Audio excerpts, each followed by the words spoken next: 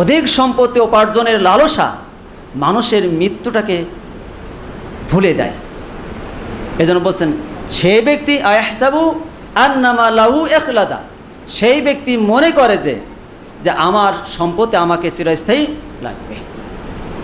কাল্লা আলাইহিম বাযানা ফিল হুতামা, কখনো নয়, অবশ্যই সেই ব্যক্তি নিক্ষিপ্ত হবে কোথায়? হুতামা। এরপর আল্লাহ সুবহানাহু বলছেন ওয়া মা আদরাকা মাল হুতামা, তুমি কি জানো সেই হুতামাটা কি? ওয়া মা আদরাকা মাল হুতামা নারুল্লাহিল মুকাদা, সেটা হচ্ছে আল্লাহর প্রজ্বলিত আগুন। আল্লাতী তাত্তালিউ আলাল আফইদা, যে আগুন তার হৃদয় পর্যন্ত পৌঁছে যাবে। এখানে বলা আছে তার আগুনটা কোথায় পৌঁছে যাবে? হৃদয় পর্যন্ত।